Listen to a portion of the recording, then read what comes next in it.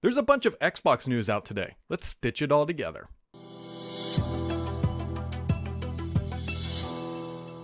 Microsoft loves Tuesdays. They love Tuesdays. They announce a lot of things on Tuesdays. They're going to launch Windows 11 on a Tuesday, and they tend to drop a lot of news on Tuesdays and Wednesdays in the world of Xbox, and that is exactly what Microsoft has done yet again today. So, for fans who like Xbox Remote Play, there is good news that Microsoft is now rolling out that updated app to everybody. So, if you were previously playing Xbox Remote Play on your home network, you will be able to continue to do so again if you have a Series S and X, or I should say, or X, in your household. Microsoft is releasing that update, and the good news is you'll be able to stream at up to 1080p and 60 frames per second, given the variables in your home. Like if your internal network is not going to support that, obviously you're not going to be streaming at that, but that is becoming available. This update also includes, and this is a bigger update, I think, personally speaking, at least for trying to expand Xbox Game Pass subscribers, is that you'll now be able to play those Xbox X Cloud games, or cloud gaming games, if you will, in that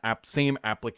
Now, this is a much better experience. Yes, the browser works, and you can always go to xbox.com/play and access those titles, but I think the in-app or the app experience is actually better for the end user. That is how I have preferred to play it rather than trying to go to the browser, and so that experience is also going to be rolling out here now too. So if you haven't tried it yet, I'd recommend using the app. I personally think it's a better experience than the browser. The browser is convenient if you're using somebody else's device and you want to show off how the service works. I don't know if there's any performance advantages doing it this way. I haven't dug that far under the covers if you actually get better performance, but potentially maybe because you're not running the full browser. But at the end of the day, I bet it's still extremely similar. It's just a more convenient package for navigating, and you're not in a browser at the end of the day. So be on the lookout for that.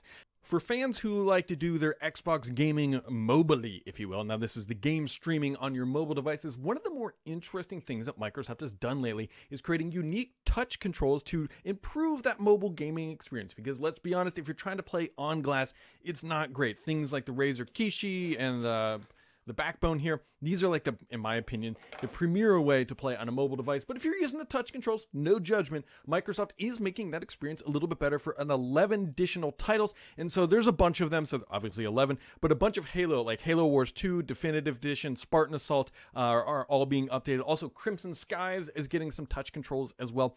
And so those are a pretty big deal. And I'm happy to see that Microsoft continues to do this. While these aren't going to necessarily change the narrative, like touch controls coming to Halo Wars 2 is not going to drive 10,000 more people to subscribe to Xbox Game Pass, but it will make the experience better for the people who are playing it in that arrangement. And considering how lucrative the mobile arena is, or mobile market, I should say, is for Microsoft, it makes sense that they're going to continue to push it this type of approach, because it gives a unique experience and honestly just a better experience for trying to get those people into the gaming market that Microsoft is trying to push, or the gaming subscription. So just be on the lookout for that. I suspect that we're going to continue to see a bunch more as Microsoft continues to refine its mobile gaming experience and strategy, but that is just one aspect of things that are coming along. Now, Microsoft is also releasing 13 new games, or announced, I should say, 13 games are coming to Game Pass, so that pass continues to add more value as Microsoft continues to dump more titles into it. We're not going to dive through all of them here, but you'll see them scrolling on the screen. Most interestingly and hilarious are two titles, Skatebird and I Am a Fish. Just ridiculous titles, but sometimes those oftentimes end up being the most fun games out there. I mean, I just played through The Artful Escape. If anybody's following me on Twitter at BD Sams, you'll see that I played through that title. While the title of the game isn't as hilarious as like Skatebird, at the end of the day, it was still kind of, I put it in that genre of just sort of fun novelty titles that I actually quite enjoyed. It's a musical little adventure. I think they could do a lot more with that sort of art style. It's a visual treat, although it's disappointing that it doesn't support HDR. I digress. There's other games like Sable, Point Phoenix, Lemons Gate, and there's 13 of them. Now, with Game Pass, as is tradition, because games are coming into the service, that means games are also headed home. Actually, no, there's a couple games that are going to be leaving Game Pass at the end of the month, so just to be aware of. We have Drake Hollow, Ikenfell, Night in the Woods, Kathy Rain, and Warhammer Vermintide 2, I believe. those are all going to be exiting Game Pass here at the end of the month. So if you like to try them, you should give them a spin. Now, this kind of brings again into that business model for non-Xbox branded studios putting titles in, right? They hope to get you hooked, get you into the game, and then when it leaves, we have heard time and time again that developers often see a bump in sales after they leave the service. So that is a proven strategy, at least another marketing aspect for these titles, and so those things are happening.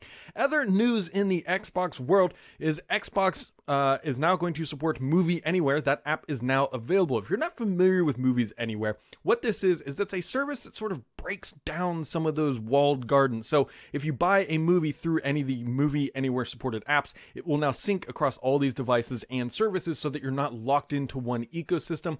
So while it is called Movies Anywhere, there's now Movies Anywhere on your Xbox. So it's more like movies on your Xbox. It's actually just a great app if you're going to be looking to buy content, and that way you can access it on different pieces of hardware that may not be owned by the same manufacturer at the end of the day. So that's quite a bit of Xbox news, just sort of bits and bobs floating around the internet of the world of Xbox. All good things. Again, these things are coming to Game Pass or just as a software update or things like that. Typically, unless you're paying for Game Pass, I guess you're paying for something. But they're all coming down the pipeline and should be arriving here in the very near future if they are not already on your Xbox. So there you go, guys. That wraps it up for now. Make sure to keep it subscribed here because the only BS on this channel is me.